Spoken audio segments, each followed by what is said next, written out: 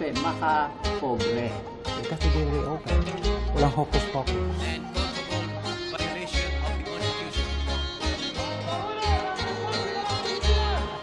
Sorry. Pinagsisisihan ko ito ng lubos.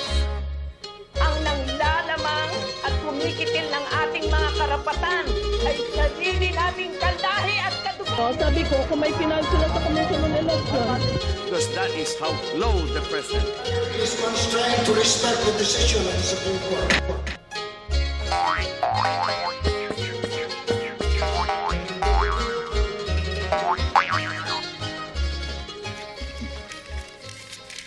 Sabi nila, tatlo daw ang panahon dito sa Pilipinas. Ang panahon ng tag-araw, ang panahon ng tag-ulan, at ang pinaka-exciting na panahon sa lahat, ang panahon ng eleksyon. Kasing dalas nga daw ng pagbabagyo ang pagkakaroon ng hangalan ay halalan sa atin. At dahil nga dito, marami na daw na hindi naniniwala dito. Bakit kaya? First time voter ako, kaya lang po parang tinamad na rin po ako mag-register. Kaya parang dahil po sa confusion na rin kung matutuloy yung elections or what. Well, sana meron ba itulong na mabuti? Pero ang talagang epekto niyan, nagpapahirap sa atin. Kahit sinong paupuin, parang walang nangyayari sa ating bansa. Parang ayaw ko na nga bumuto eh. Ang sakit nyo naman magsalita. It hurts, you know. Pero, kahit masakit, hindi rin naman mapagkakaila na ganyan rin ang pakiramdam ng karamihan. Paano naman kasi paulit-ulit na itong napatunayan, kaya hindi ko kayo masisisi. Bakit ba tayo nagkaganito? Paano nga ba tayo humantong dito?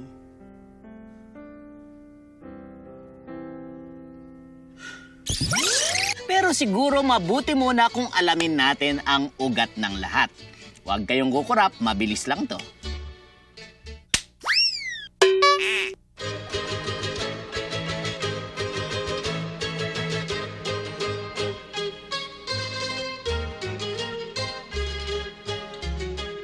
Noong unang panahon ng Espanyol, prinsipalya lang ang may karapatang sumali sa eleksyon. Mga kabesa de barangay lang ang pwedeng tumakbo. At dapat may basbas din ng simbahan ang sinumang mananalo.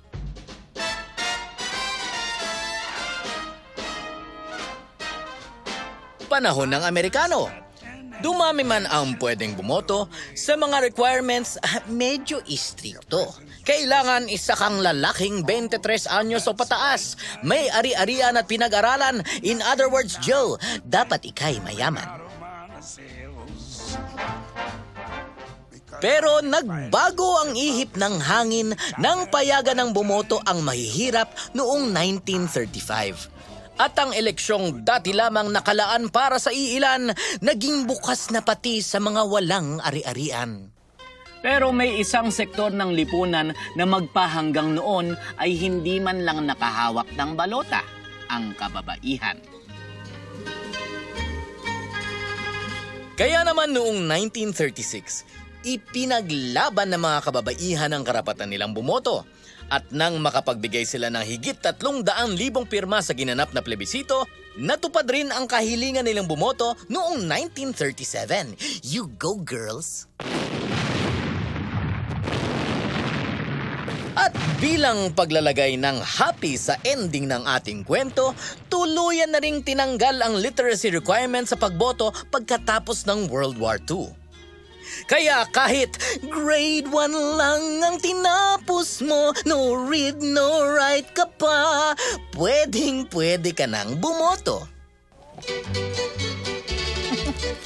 Hindi naging madali ang pinagdaanan nating mga Pinoy para maisakatuparan na ang tunay na diwa ng demokrasya, hindi ba? Anong sinabi dyan ng Marimar o kahit na ano pang telenovela? Pero hindi pa dyan natatapos ang lahat. Handa na ba kayo para sa drama, aksyon at pantasya?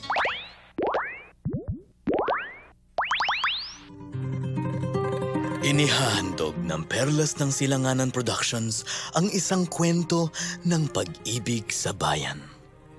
ang bayan kong Pilipinas. Puno ng aksyon, drama, kababalaghan, tunay na kagigiliwan, kaaliwan. Base sa totoong buhay, ang Mission Election. Sa Mayo na.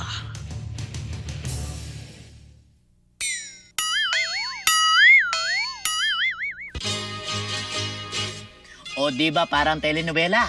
Mula sa Mambo Mambo Magsaysay, Guns, Goons and Gold ni McCoy, Laban ni Ninoy, Yellow Ribbon ni Cory, Ang Tabako ni Ramos,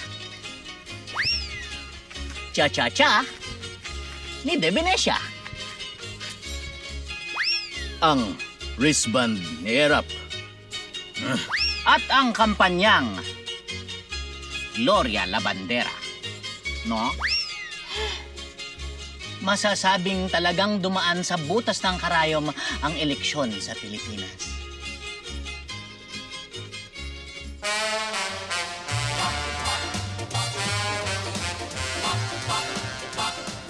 At matapos mailatag ang pundasyon ng eleksyon, ang gawaing dati-rati iilan lang ang nakakasali, naging popular na. Tuloy, biglang nagsulputan ang iba't ibang klase ng kandidato.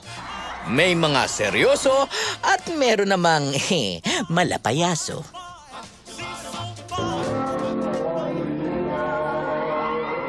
Siyempre pa, nangibabaw ang popularidad ng mga personalidad.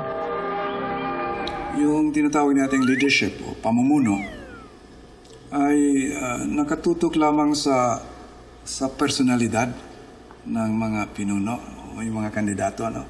Yung mga maganda, yung attractive personalities. Yan ang naging importante sa eleksyon, no? At saka yung name recall, yung pangalan na madali nilang matandaan, no? Hindi pa pala nagbabago ang kulay ng hayop mo. Dahil palagi nilang naririnig ang pangalan, nakikita sa pelikula o sa television.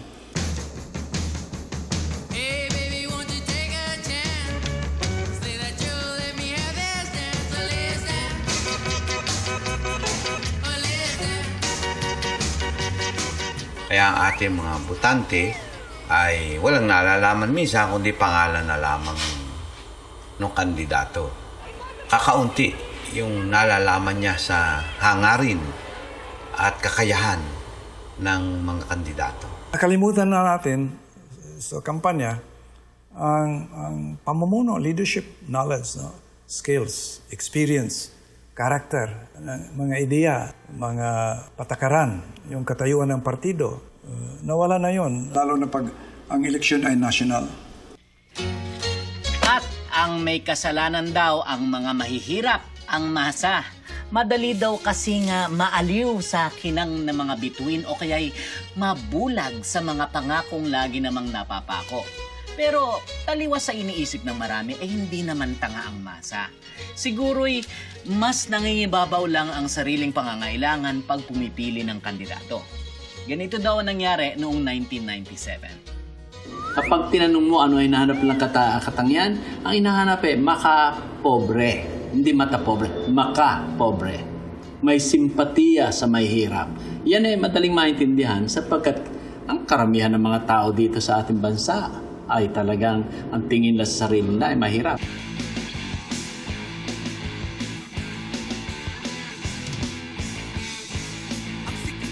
Ano ang hinahanap niyo sa isang kandidato? Sabi nila, yung pro-poor. No? Sa tingin nila, si President Estrada ay pro-poor. Totoo nga na siguro talagang personally pro-poor talaga si Mayor Staff. And ang problema noon, it doesn't detect yung quality ng vote was there. Ang problema, they picked the wrong champion because he could not translate yung kanyang personal feelings into law or public policy. At isa pa, dinala niya sa pagka-presidente yung small town mayor mentality. Pero matapos ang mapait na sinapit ng Administrasyong Estrada, ang mga Pinoy natuto na. Pero ang mga tao po, noong 2001, tinanong sila 2001 or 2002, sino iboboto nyo? Ano hanapin nyo sa kandidato? Sabi nila, yung marunong magpalakad ng pamahalaan. Ang kakayahang magpatakbo ng pamahalaan ay hindi lamang na ikaw ay nagtapos sa limbawa sa isang pamantasang kinikilala at ilan-ilan ang iyong mga titulo. No?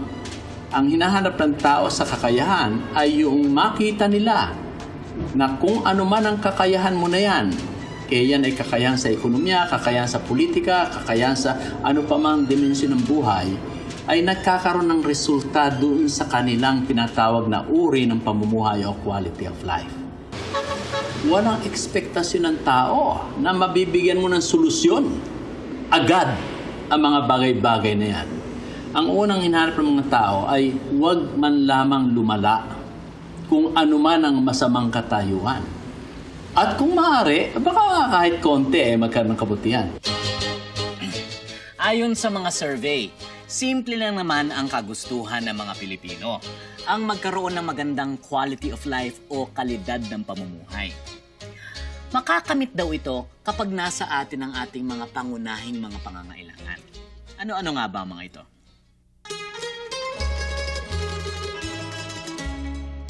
Makabili ng mura at masustansyang pagkain. Mabigyan ng magandang edukasyon ang ating mga anak. Mabantayan ang kalusugan ng ating pamilya. Magkaroon ng maaasahang public transportation system na maghahatid sa atin sa ating mga trabaho at kung saan pa natin kailangan pumunta. Magkaroon ng maganda at kapaki-pakinabang na infrastruktura. Higit sa lahat, magkaroon ng trabaho. Ito ang mga pangunahing pangangailangan ng bawat Pilipino. At kapag nakamit natin ang lahat ng ito, tiyak na gaganda ang kalidad ng ating pamumuhay. Ngunit, yan ay posible lamang kapag maganda ang pagpapatakbo sa gobyerno. Kaya naman, mahalagang may kakayahan sa pamamalakad ang ating iluluklok sa pwesto. The role of government is basically to address the things that people need that they cannot get from the private sector. I look at government as an issue of service, issue of trying to provide that service that they need as reasonably cheap, efficiently, and as timely as possible. So it becomes a management problem. Kaya importante ang election dahil dapat magkakaroon tayo ng mga pinuno, ng mga leader. Ang layunin, itong the politics of change, renewal, and social transformation, yung reforma. Hindi nakatutok sa the usual, traditional kind of politics and governance. We need leaders for change, leaders for reform, not leaders for the status quo.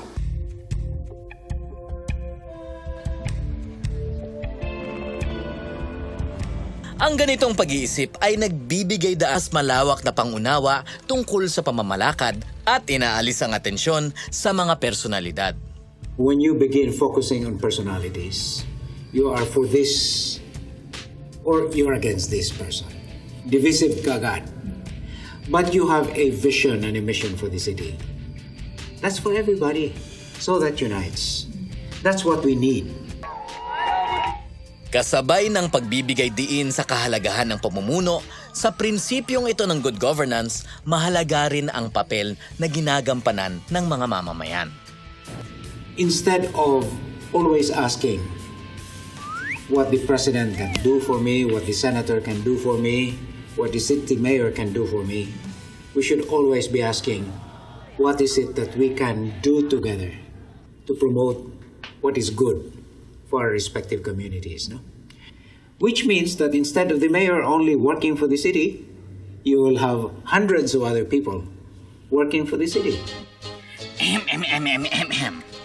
Dito po sa ating bayang Pilipinas, tila may bagong uso, may bagong kilos na nagaganap. At ito ay tungo sa mabuting pamamalakad. Pero ano ba talaga itong tinatawag na good governance? Ayon sa mga eksperto, mahalaga daw makita ng mga botante ang potensyal ng kandidato para sa pagpapatakbo ng gobyerno o ang tinatawag na good governance.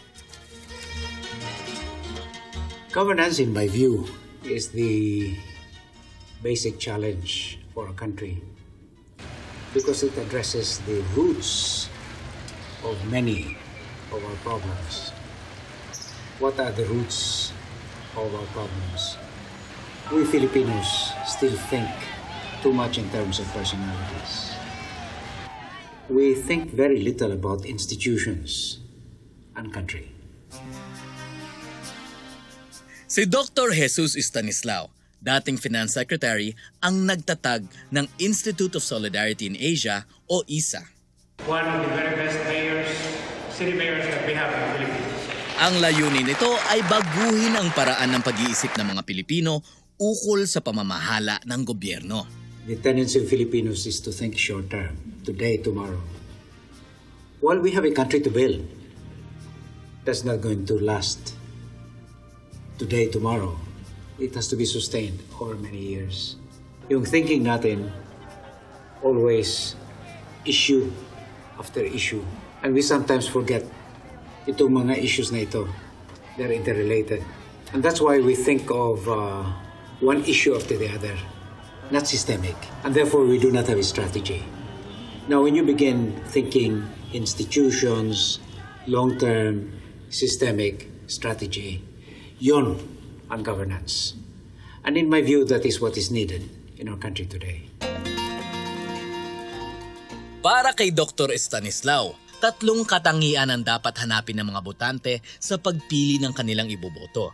Mga katangiang mahalaga sa mabuting pamumuno. Una na raw dyan ang pantay na pagtingin sa lahat. Isang pamumunong walang kinikilingan. You've got to be fair to everybody. Not just to your relatives, not just to your friends, not just to your political friends, but to everybody in the city, in the community, in the country. Ibig sabihin, ikaw ako leader, wala akong pinapanigan. Ang umiiral ay kunyari yung batas. In other words, an impersonal set of standards, not personal set of standards. A sense of the public means everybody gets fair play. Kung ito ay Luneta Park, lahat-lahat kayo pwede dyan. Hindi tayo maparing na kung sino lang pwede at kung sino hindi pwede. Malinaw ang kanyang mga action. Mas hindi kaduda-duda ang kanyang mga desisyon.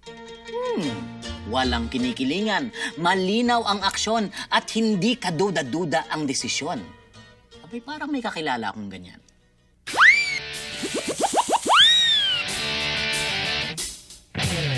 Hindi ako mahilig sa pabulyaw pala sa mga pananakot.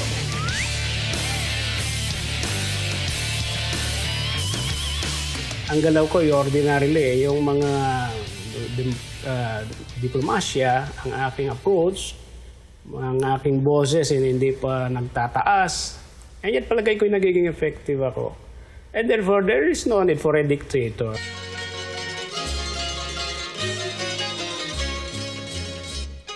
Doon po sa malayong bayan ng San Fernando sa Pampanga, naninilbihan isang mayor na dating kongresista. Siya po si Mayor Oka, isang anak dalita. Sa kanya ngayon, buong mundo ay humahanga. Bow. Kung haba ng serbisyo sa publiko ang pagbabasehan, abay dapat nang manalo si Mayor Oka ng Loyalty Award. More than 20 years in service. Maraming pinagdaan ng hirap si Ka Oka na ayon sa kanya ay siyang nagpatibay ng kanyang paninindigan. Pero nasubok ang tatag ng paninindigang ito nang tumakbo siya bilang mayor. 1 week before elections, wala na kaming kapera-pera. Gusto, tumanggap ako sa isang tao na ang pera ay hindi galing sa mahusay. May kilala akong mayor, may palabra de honor. Now, nag-offer ang isang kandidato ng governor mayamang-mayaman, ang sabi ng aking mga core group, tanggapin ninyo, wala namang kondisyon kahit matalo tayo. Siguro, nang tanungin si Ka-Oka kung deal or no deal, walang patumanggi niyang sinabing, no deal, no deal. Nasa twilight na ako ng aking career. I must not still exchange my principles for convenience. Do you know what I said when I was proclaimed? Sabi ko, thank God, it is not victory at all cost after all. Sapagkat kung tinanggap ko yung mga pera na yon, bibili ng aking prinsipyo. Ako talagang halos walang ginastos. Zero balance kami nag-umpisa.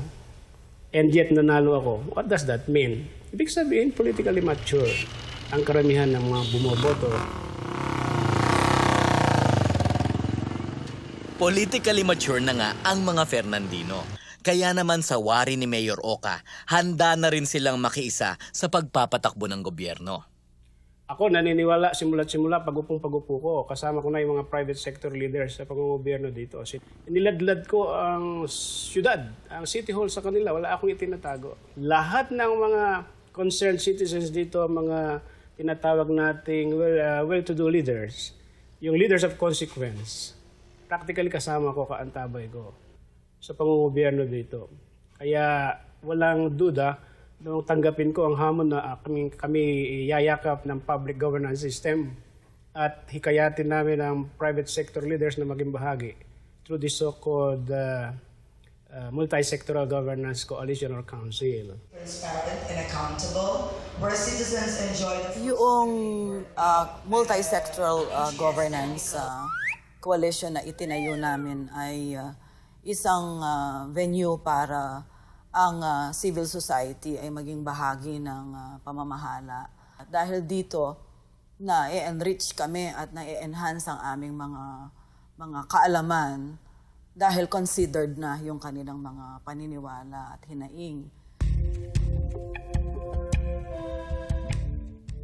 May 8-point agenda ang Multi-Sectoral Governance Coalition ng San Fernando City.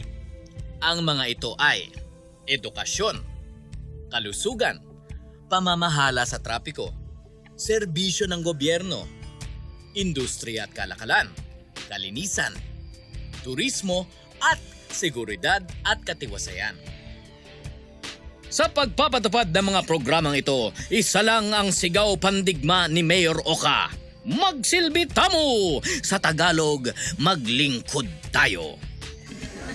Naniniwala kasi si Mayor Oka na ang pangungobyerno ay responsibilidad hindi lamang ng nanunungkulan kundi maging ng mga kinasasakupan. In English, shared responsibility. Lahat ng aking galaw nakikialam yung private sector leaders. And I am encouraging them to do it. Kung titingnan mo ang aking multi-sectoral governance coalition, hindi mga ordinaryong mga leaders ang kasama ko doon. They are leaders of consequence here in the community. Ibig sabihin, marami na ngayong nagkakaroon ng concern. Nawawala na yung apathy, yung cynicism, at nakikisalamuha sa pamumugobyerno. Kaya naman sa maikling panahon pa lamang ng kanyang panunungkulan, kinakitaan agad ng napakalaking pag-unlad ang lungsod ng San Fernando. Patong-patong din na mga tinamasang parangal ng San Fernando. Ilan lang dyan ang Most Supportive Local Government Unit ng Department of Trade and Industry, Most Business-Friendly LGU Award for North Luzon, at Gawad Galing Puok Trailblazer. Pero ang pinakamalaking karangalan ay nang mahirang si Mayor Oka bilang ika-4 sa pinakamahusay na mayor sa buong mundo sa World Mayor Award noong 2005. Para sa mga Fernandino, taglay na yata ni Mayor Oka ang lahat ng katangiang dapat hanapin sa isang epektibong pinuno ng bayan. At eto pa ang nakakasyak. Itinuturo ni Ka-Oka ang isang mahigpit na pinagbabawal sa mga estudyante, ang mangopya. Hindi naman sa mga masamang mangopya, kami nangongopya eh. Op. Tama nga ba ang narinig ko? Nangongopya si Ka-Oka?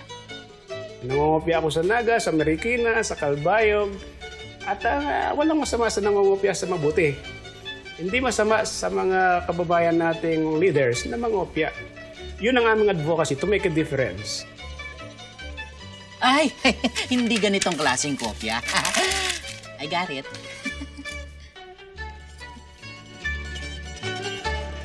Ang pamumuno ni Mayor Oka ay tunay ngang kahanga-hanga. Isang pamumunong pantay ang tingin sa lahat. Pamumunong walang pinapanigan. Yung iyong mga ginagawa dapat naaayon sa iyong mga sinasabi.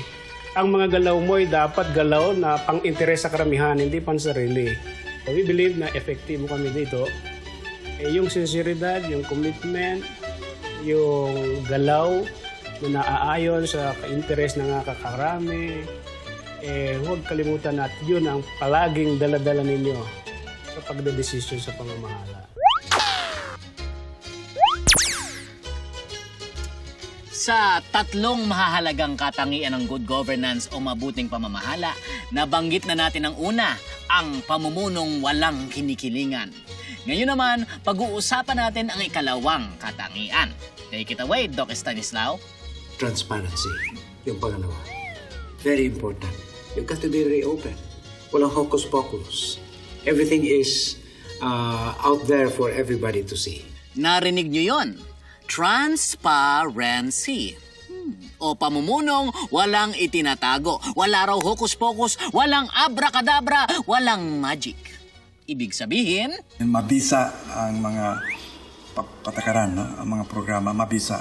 Mayroon talagang resulta na nakakabuti o nakakatulong sa mga taong bayan. Yung responsive, ang ibig sabihin nito ay ang ginagawa ng leader ay sagot sa mga pangangailangan ng taong bayan. No? Hindi yung gusto lang niya. Kung meron mang leader na nagsasabuhay ng prinsipyo ng transparency, ito'y walang iba kundi ang sikat na mayor ng Naga City. Si Mayor Robredo. Si Mayor Jessie Robredo po. Mayor Robredo. Si Mayor Jessie Robredo, no? Teka lang.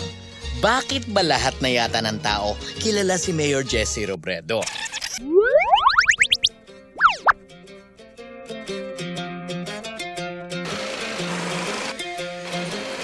Doon po sa Naga, sa may kabikulan, isang idol na mayor ang naninilbihan. Taglay niya ay talino at kasipagan, isang leader na matapat at may paninindigan.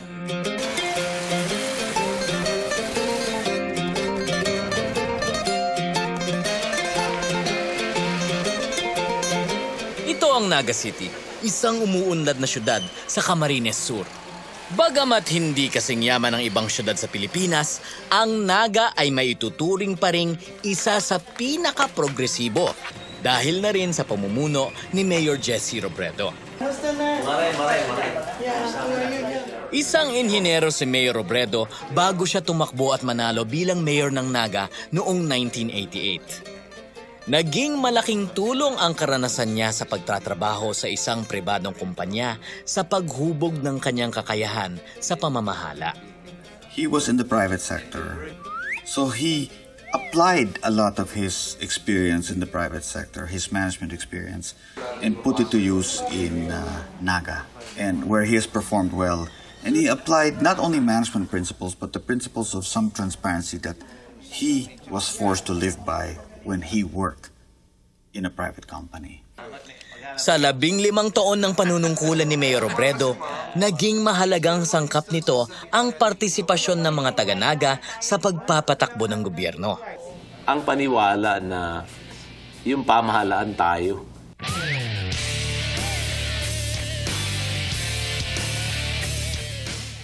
Hindi yun yung pamahalaan yung namumuno.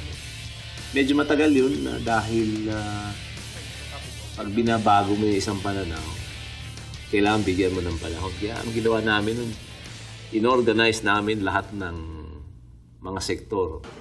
Mula sa pananaw na ito, nabuo ang People Empowerment Ordinance ng Naga City. Meron isang federasyon ng lahat ng NGO sa city na sila yung may kapangyarihan magsabi kung sino yung kanilang representative sa lahat ng special bodies ng city government. At lahat ng konseho ng committee ng konseho ng city. At sa level ng mga committee at special body, sila doon ay voting member. Ibig sabihin na sila ay unelected city councilors. sa committee level. So, ang paniwala namin na sa isang lugar o sa aming lugar, sabi nga namin yan, elected officials come and go. Isang bagay lang yung permanente sa lugar, yung mga mamamayan. At yung mga mamamayan na parating nandyan sa pamahalaan, yun yung bantay. I would say na talagang malakas po talaga yung people's participation. Kasi ako po, I've been involved with Naga City People's Council and yun po yung council na talagang involved directly into the governance of the city. So nakikita ko naman po through the director ng NCPC na talagang there's a lot of people engaging into politics, talking about issues na concern po talaga ang tao, especially po yung mga issues within the city. So may stand po talaga at may say yung mga tao mismo ng syudad sa mga usapin sa lokal na gobyerno ng Naga.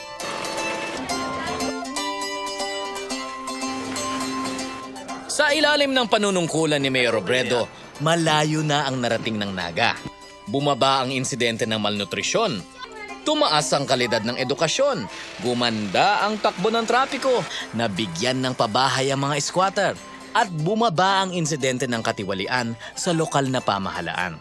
Pero ang isa sa pinakamahalagang inobasyon ni Mayor Robredo ay ang pagtatag ng iGovernance. Isang programa kung saan inilalatag ng pamahalaang lokal sa publiko ang lahat ng impormasyon tungkol sa mga serbisyo, kontrata, koleksyon at transaksyon. Maging ang pangalan ng mga opisyal at empleyadong may pananagutan sa mga transaksyon ito. If you notice po, if you go to the website of Naga City, everything is there.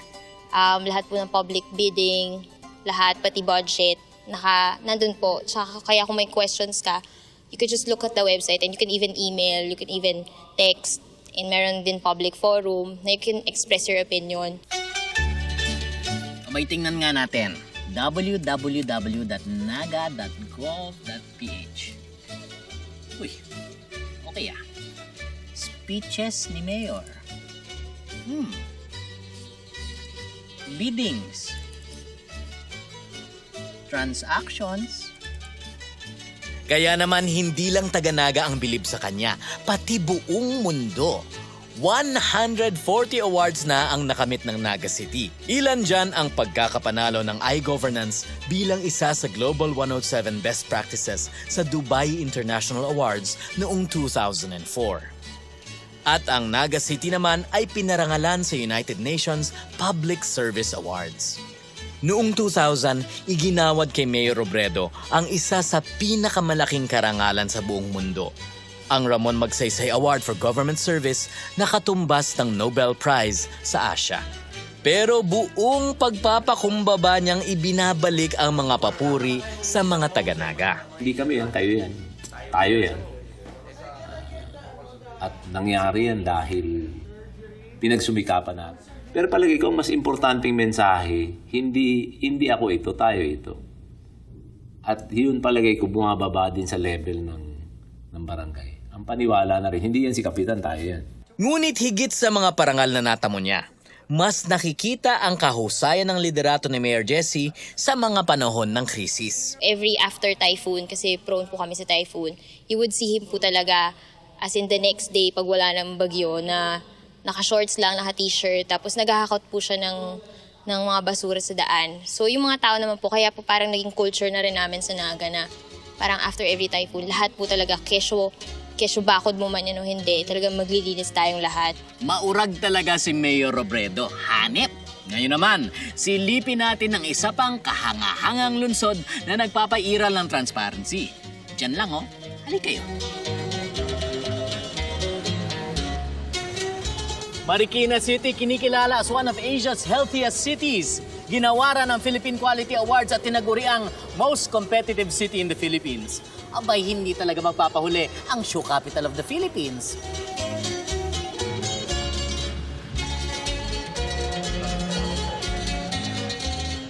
Isa ring modelo ng transparency ang Marikina City sa ilalim ng pamumuno ni Mayor Marides Fernando.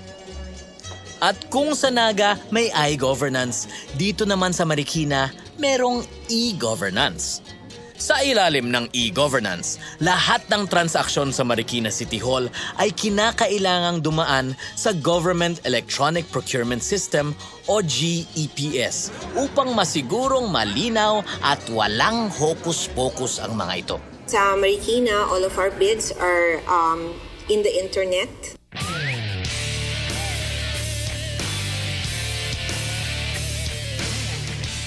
So, pwede nilang i-download yung lahat ng mga binibid namin dito. At tulad ng iGovernance ng Naga, inilalatag ng e-governance ng Marikina ang lahat ng plano, public bidding, procurement service at maging ang mga inventaryo ng mga kagamitan at pasilidad sa kanilang website.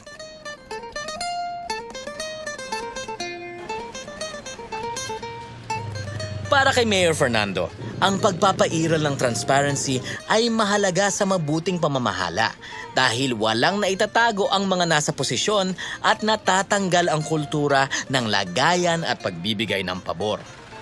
Higit sa lahat, nabibigyan ng pagkakataon ang lahat na makapagbigay ng kanilang opinyon o suhestyon. We have a good feedback system here where we take on, the responsibility of measuring, our delivery of services. So if services don't get to you on time, you can text Mayor MCF. So you just type in your cell phone, Mayor MCF space, then your message and send it to 2960 and it comes into my computer. And then we make sure that we address the problem immediately. Siguro, one of the measures of effective governance is the satisfaction rating of the people. If they feel that their complaints are acted upon immediately, and if government is indeed functioning in that respect. Kaya naman ang mga taga Marikina, proud na proud sa kanilang lungsod. Ma'am, maitanong ko kayo, masaya ba kayo dito sa Marikina?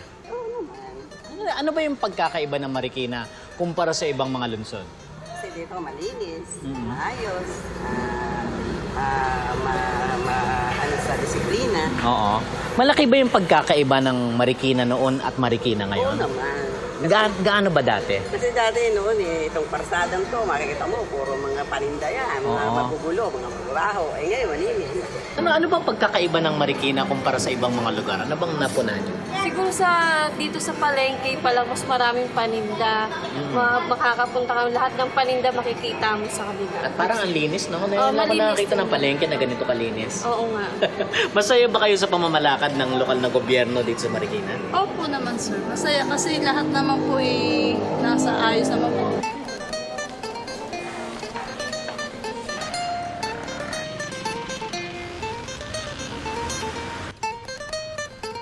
Hindi naging madali ang mga unang taon ng panunungkulan ni na Mayor Robredo at Mayor Fernando.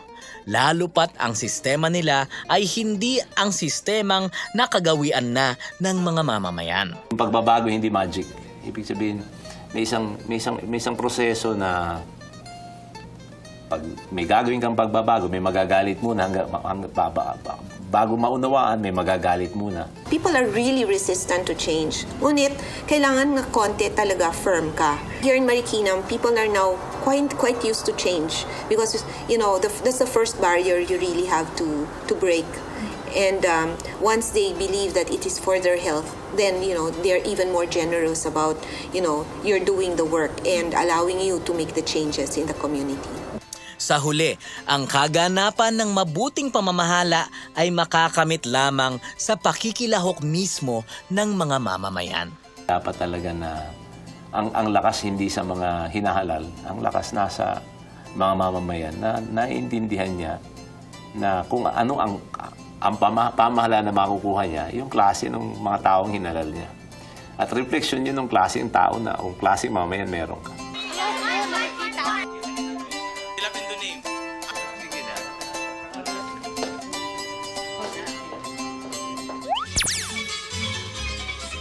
Pamumunong walang kinikilingan, pamumunong walang itinatago at bukas sa lahat. Isa na lang, makukumpleto na natin ang 3 katangian na dapat taglay ng isang magaling na pinuno. Ano nga ba ang pangatlo? The third, accountability. We'll have to deliver results for our people. Huh? Not just yung palawas, show business, as the politics were just show business. It has to be actual results. That we get the abattoir done, that we get the transport center done, that we get certain things done which have been agreed upon between the governors and the governed. Dapat magkakaroon ng tinatawag nating accountability. May pananagutan ang namamahala sa gobyerno. No? Ang ibig sabihin, sa bandang huli ng term ng isang pinuno, last year niya, mananagot siya sa taong bayan. Kapag may accountability o pananagutan, nagiging mas mapanuri ang mga mamamayan sa bawat galaw at kilos ng kanilang mga leader.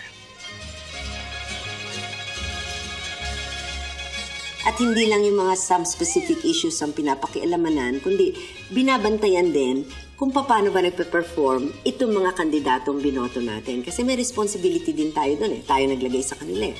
E di kailangan din encourage natin sila kung maganda ang ginagawa, pero i-denounce din natin kung hindi maganda ang ginagawa. Ang accountability ay isa rin daw paraan upang maiwasan ang korupsyon sa gobyerno. Yung power ng isang leader ay dapat may check and balance parate. Kasi sa sociology at sa ibang mga nababasa ko, maraming leader, kahit mabait, pag nalalagay sa posisyon, nagiging natutukso sa mga corruption, natutukso sa pagnanakaw. So, kailangan, pag ikaw ay nahalal nga, ay mga nahalal, kailangan may sistema na check and balance rin para yung poder ng isang tao. Hindi matutukso yung isang tao na magmalabis sa kanyang paggagamit ng power niya. Katulad ngayon, kahit yung ating maraming kahirapan ng ating gobyerno, no? Katiwalaan, the corruption, nobody seems to be responsible for it. Pinagsisisihan ko ito ng lubos. We keep electing, election tayo ng election, hindi maalis din yung corruption, no? Dahil walang nananagot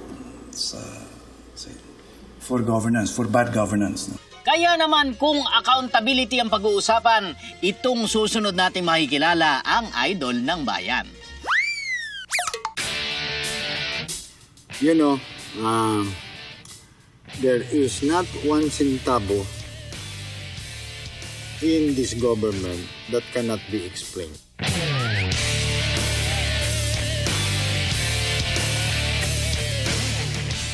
So, I'd like to make that first statement. There is not one centavo that cannot be explained.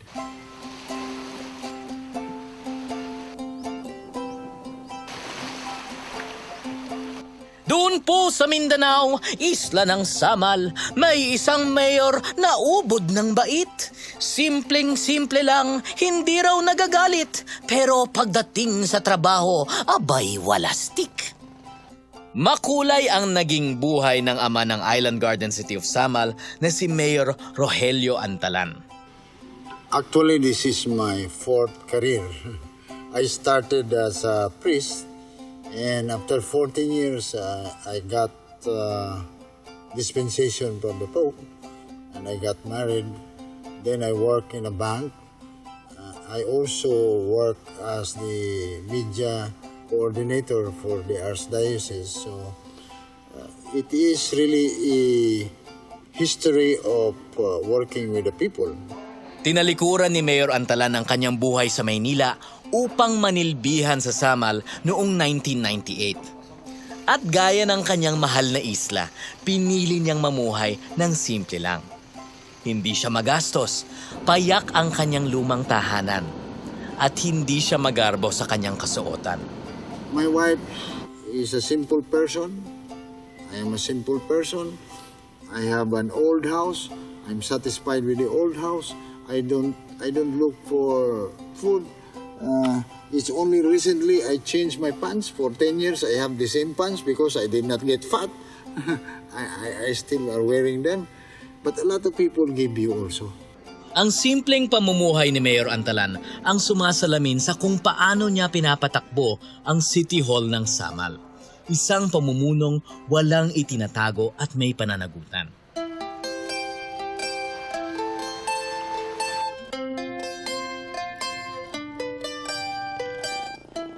Sa unang tingin, parang hindi naman daw syudad ang Island Garden City of Samal o Igacos.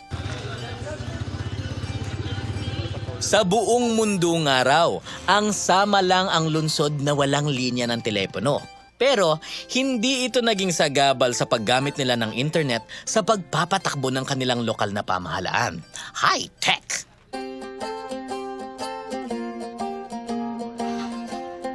We want to keep abreast with the recent trends in terms of governance. And of course, we wanted to make use of information communications technology in order to promote and enhance participation among our stakeholders. Ang pagkakaroon ng isang high-tech na sistema ang sagot sa pangangailangang ito. Yun nga lang, naging malaking lundag ito mula sa tradisyonal na paraan ng pagpapatakbo ng City Hall. Pero dahil na rin dito, nababantayan naman ng husto ang transparency at accountability ng bawat departamento. We both operate paperless systems and systems that use paper but the documents are being tracked using barcodes. Paperless operations namin is largely applied to our procurement system. Sa sistemang ito, walang fixing na nangyayari dahil lahat ng presyo ay nakabase sa iisang katalogo.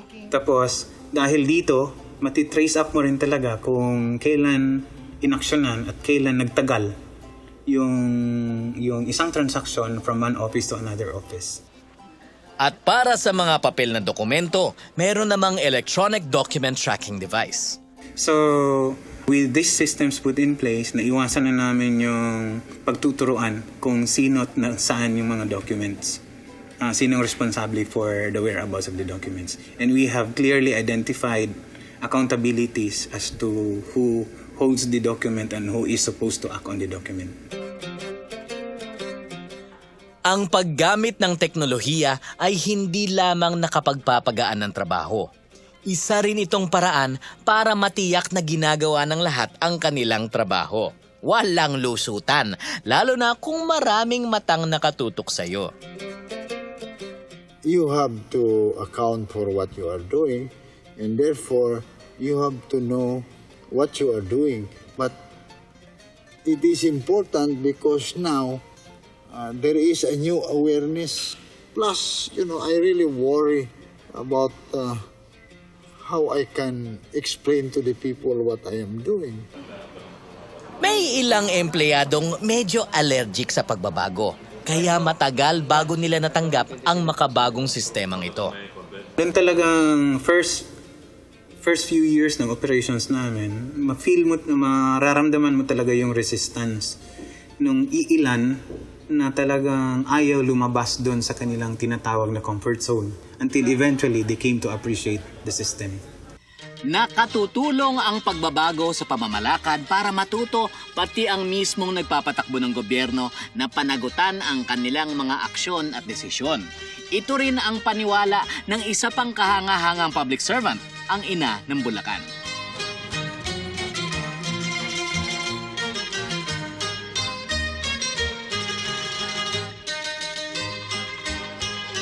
Bukod sa pagiging isa sa pinakamakasaysayang lugar sa Pilipinas, ang Bulacan din ay isa sa pinakamalaki. 24 na munisipyo at 564 na barangay. Isang napakalaking hamon kay Governor Josie de la Cruz. Gaya ng ating mga naunang idol, naging prioridad din ni Governor Josie ang mga pangunahing pangangailangan ng mga Bulakenyo. Pagkakaroon ng malinis na tubig at kapaligiran, pagpapatayo ng ospital, pagpapaunlad ng kabuhayan. Pero para kay Gov, mahalagang malaman ng mga tao na ang mga ito ay hindi galing sa kanya kundi sa gobyerno at sa kanila mismo. Kung titignan nyo halimbawa ang mga karatula namin dito, pinaliliwanag namin sa taong bayan na galing sa kanilang buwis.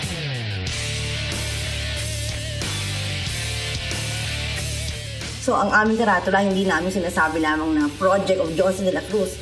Ang nilalagay namin doon, ito po ay galing sa inyong buwis na ibinabayad sa amin, na ibinabalik namin sa inyo. So magiging mga karatulang yan na nagiging advertisement ng mga katulad ng politiko, pwede rin na maging paraan ng education ng ating mamamayan. Sa ganung paraan, hopefully, Mas madali na sa kanilang magbayad ng voice kasi alam naman nilang hindi lang namin ibubulsa, dinadala namin sa projects na nakikita nila. Kailangan maunawaan ng taong bayan kung paano natin talaga ginagamit ang kanilang pera. At hanggang hindi natin pinapaliwanag ang ating paggawa ng mga desisyon, akala nila Diyos kami o Superman. May mahalagang leksyon din daw na dapat matutunan ang mga mamamayan. Ituro natin sa mga Bulakenyo na i-demand ang pinakamataas na uri ng serbisyo sa atin. Dahil yun rin ang impetus para hindi kami magpabaya sa trabaho. Ito'y mga bahagi na ng accountability at transparency na madalas hindi pinapakialaman ng botante, hindi pinapakialaman ng mamamayan. Pero dapat na ituro natin sa kanilang pakialaman. Panahon na naman ng eleksyon, marami na namang magsusulputang mga bida at kontrabida. Kaya buksan natin ang ating mga mata at ipakitang tayo'y hindi masangtanga. Importante, malaman nyo ang track record ng tao, no? At kung ano ang kanyang programa na inaalok pag siya ay naboto. Para bumalik sa issues, para bumalik sa plataforma, no? Hindi yung basta kakanta-kantahan ka lang, sasayawan ka lang, okay na. The nation gets the kind of government they deserve. If they want to get a good government, they better vote intelligently and choose the right people who will govern us. Aminado ang ating mga eksperto na marami pa ring problema sa ating eleksyon. Nariyan ang dayaan at ang walang pakundangang pagbili ng boto. Kaya naman dapat nating tandaan na ang pakikialam natin ay hindi lang dapat nagtatapos sa eleksyon. Ang poder, di ba, nanggagaling sa taong bayan, pag sinabi mo pwede ka mamuno sa amin, no, ikaw may karapatan. Pag binawi mo, wala na siyang karapatan. Kung tama yung ginagawa nung nakaluklok, ibinabalik sa pwesto. Pag mali, sa iyong pananaw, dapat matanggal. Pero pag hindi nga natin ginamit, o binaliwala natin yung kapangyarihan na yan at karapatan na yan, ano mangyayari sa atin? Parating lang tayong tanggap ng tanggap. Higit sa lahat, lagi nating isaisip na kayang-kaya nating makamtan ang mas magandang pamumuhay kung tayo ay makikisangkot sa pagpapatakbo ng ating pamahalaan. The public governance system is all about the governors and the governed getting together for the good of our respective communities. City mayors with the key leaders of the different sectors in the city getting together, working together to promote what is best for the city. I've seen it in Iloilo. I've seen it in San Fernando, Pampanga. I've seen it in Marikina. I've seen it in maybe 20 different cities. And I can tell you that it works. Dito po sa atin, bayang Pilipinas, may isang revolusyon na nagaganap. Hindi na uso ang pasikatan, wala nang dating ang personalidad. Tinututukan na ngayon, mabuting pamamalakad. Tandaan po natin, fairness o pamumunong walang kinikilingan, transparency o pamumunong walang itinatago, at accountability o pamumunong may pananagutan. Ito po ang tatlong sangkap sa isang mabuting pamahalaan.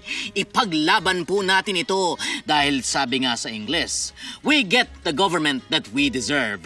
Sa Tagalog, kung anuman ang ating itinanim, yun din ang ating aanihin.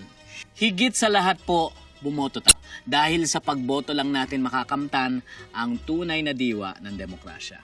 Ito po si Gabe Mercado, hanggang sa muli.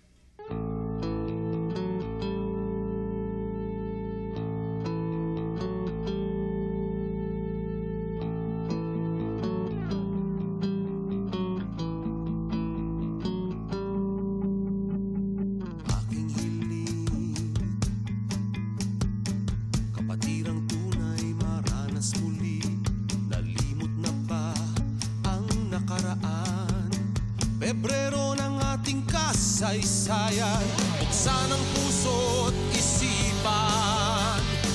Pinsan pa nating buhayin ang diwa ng EDSA. Malayo na ating narating, biyaya ay nakamtan. Kalayaan, manumbalik muli, katarungan.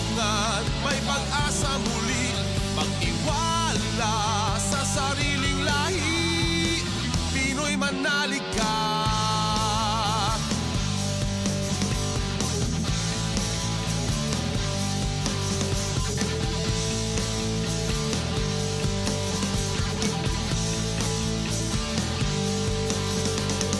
Kababayan, huwag mong dinggin ang sabi-sabi nila. Wala raw narating ating pinaglaban. Hindi madali ang magbuo ng bayan. Kailangan ng bawat Pilipino upang maitaguyod muli ang diwa ng EDSA. Araw na ng pagkakaisa, maliwanag na ang buhay.